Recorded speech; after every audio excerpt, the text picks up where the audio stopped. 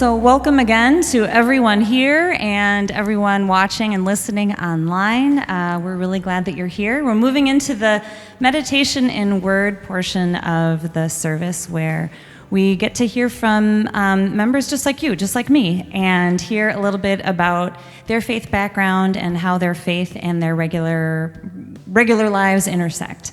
So I'm going to invite Shannon Schaefer to come join me, and while she's on her way up and making herself comfortable, I will tell you, little spoiler alert here, her son is actually going to perform the meditation in song right after we're done here. So it's kind of a family event tonight. So we're glad that you can be here with us for that, and I love that connection there. So welcome to Shannon. Shannon is a licensed clinical social worker. And Shannon, introduce yourself for those of us who might not know you. Tell us your pronouns, and tell us if you have people or pets who live with you, tell us who they are. I'm going to give you this. Thank you. I use the she, her, hers pronouns. I've got a wonderful supportive family, my husband Kevin, my son Karl, my mom, and my in-laws, and one of our neighbors is here tonight. Have always had a really supportive family, and when I moved from Milwaukee to Middleton in like 2001, my in-laws, Ken and Sal, they accepted my mom and I into the fold, just so. And give us a little snapshot of your faith life growing up. Was your faith part of your life? If not, when did that start to become something that you wanted to explore? And how did that bring you then to St. Luke's? So growing up, I really didn't have a faith story. My grandmother was an ELCA Lutheran, and I went with her for holidays, but it wasn't something that I did. And in college in Stevens Point, I started exploring what faith was to me, and I tried a bunch of different churches, and I ended up becoming confirmed in the Catholic Church, and soon found out it wasn't exactly what community, I wanted for the rest of my life. And so when I found St. Luke's, when Kevin and I were dating, and I moved here, it was the right community and the right fit. Great. So tell us, I had mentioned earlier that you are a licensed clinical social worker. Tell us what led you into the field of social work. Well, growing up, my mom was a single parent, and we lived with my grandma. We did things as a family, like volunteering at an assisted living facility with our dog, and just giving back to the community.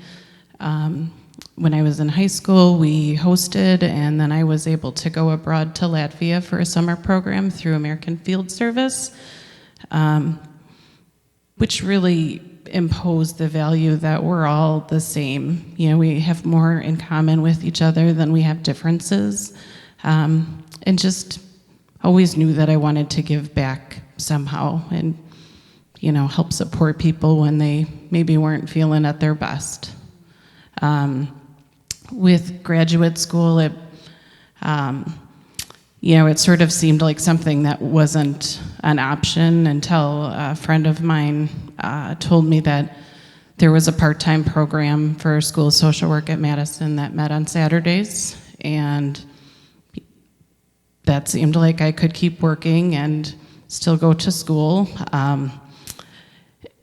It was one of those God nudge moments where the deadline was 2 days away, and I had to decide, can we do this? And again, with family support, we were able to. I remember my second year, I had a field placement at Salvation Army, and I'd watched Ken and Karl, Ken's my father-in-law, walk across Park Street to the bus one direction, and I'd be crossing Park Street to the other to go to my clinical placement. So it was a lot of work, but it was good.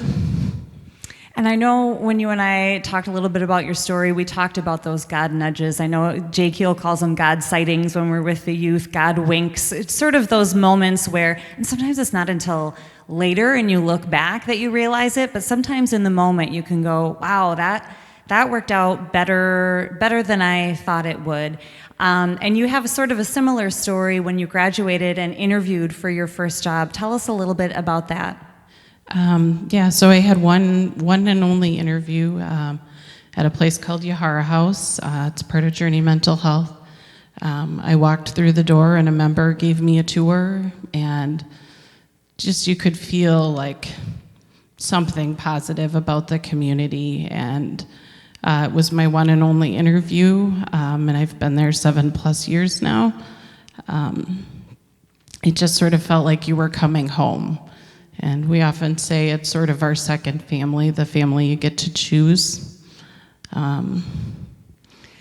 So the deadline for graduate school, you had 2 days to make a decision. You took the leap. A lot of hard work, raising a family, going to work, going to school.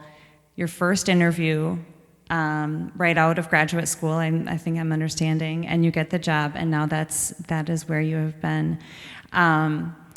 Tell us a little bit about, you mentioned several things about Yahara House, first of all, tell us what it is, just so, I didn't know until you and I started talking about it, and then I went home and looked it up online. It really sounds like a wonderful place, not only from what I read, but from what you and I talked about. So first of all, tell us a little bit about what that is, and then tell us about some of your coworkers and a little bit more about the community there that makes you feel like you're in the right spot.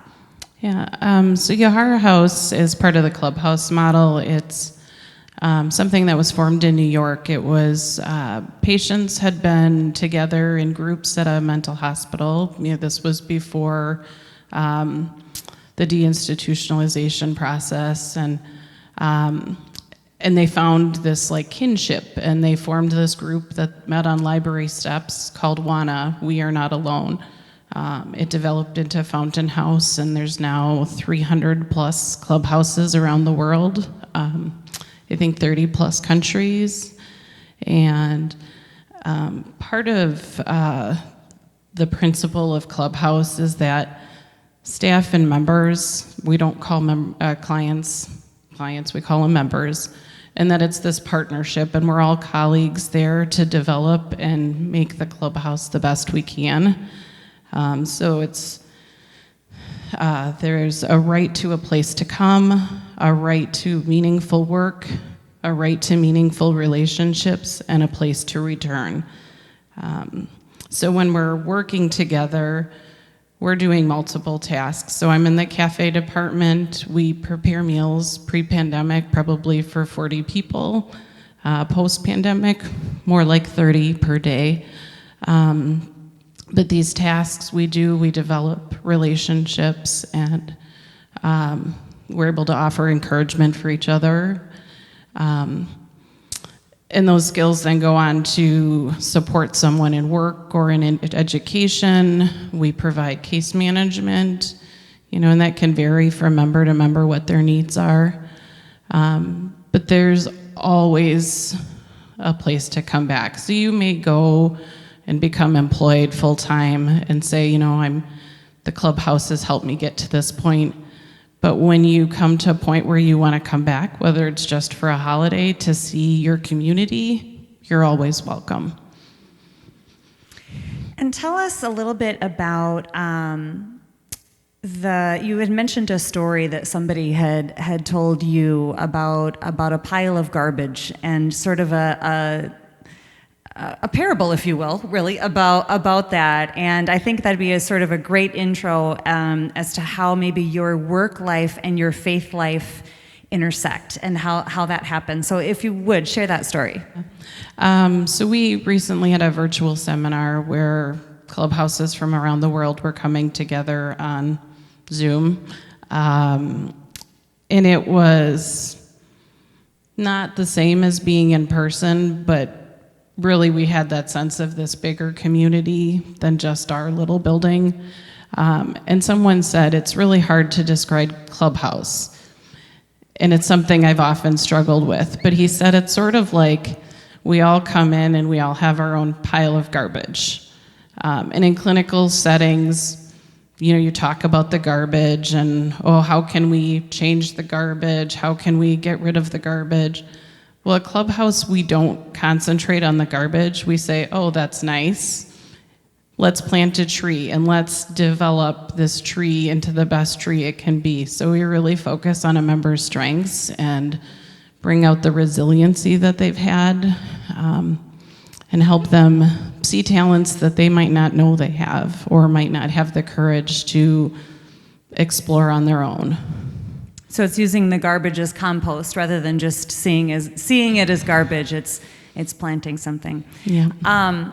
When you and I talked a little bit about some of the ways that you can cope with some of the stress at work and keep your own mental health in check, one of the things that you mentioned was just sort of the authentic nature of your coworkers and the supportive group that you have. Tell us a little bit about what it's like to be able to bring your whole self. Mm-hmm.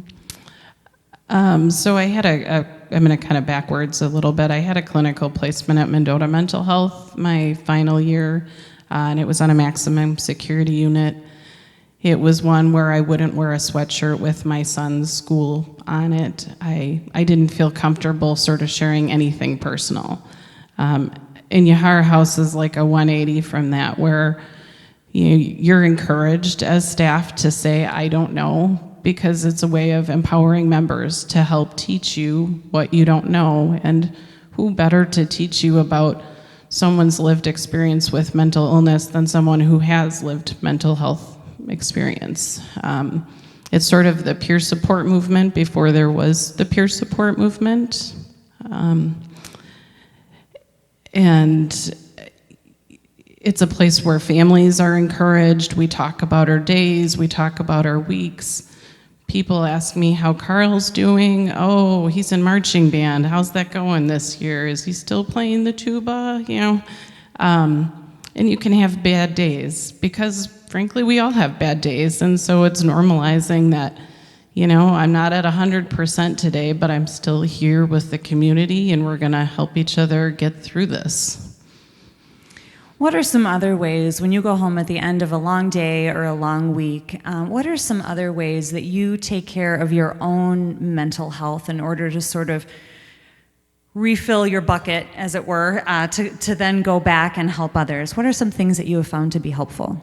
Well, I think family, and we have 4 cats and a dog, which can be a little chaotic at times, but, they sort of have a way of grounding you. I don't do it as much as I would like to, or I should, but journaling is something when I'm really wrestling with a problem, just putting it on paper is a way to sort of help sort out the feelings that I'm dealing with. And I think the serenity prayer, it's something so simple, but it's just grounding when you say, God grant me the serenity to accept the things I cannot change, the courage to change the things I can, and the wisdom to know the difference. Because I think we all realize that we don't have all the answers, and to put it out there again, it sort of gives you that. As we sort of move into closing, the pandemic has changed a lot of things. And counseling and mental health opportunities people were really scrambling to find out how do we still make this impactful and meaningful for people. What have you learned about yourself and your job and your industry really throughout the pandemic? Well, I've discovered I'm not as good at multitasking as I thought I was. And I think it just showed us that we're more resilient than we thought we were. Clubhouse always is pretty creative and think outside the box, but this really forced us to kind of the extremes. When we developed our virtual Clubhouse on Zoom, which was open 8:30 to 4:30 every day, Monday through Friday, I was a skeptic, but it's really worked. And although I don't want to go to 8 hours of Zoom again, We've kept some of it, so all of our meetings now are hybrid, and there's members that have been really connected with the community that were apart for a while because of physical disabilities, and now have been able to reconnect and re-energize not only themselves, but the clubhouse as well. And my favorite question to everyone from Oprah Winfrey, what do you know for sure, Shannon? I know that we all have a purpose. Sometimes we just need a little bit of support to recognize it. Thank you so much for your time today. Thank you.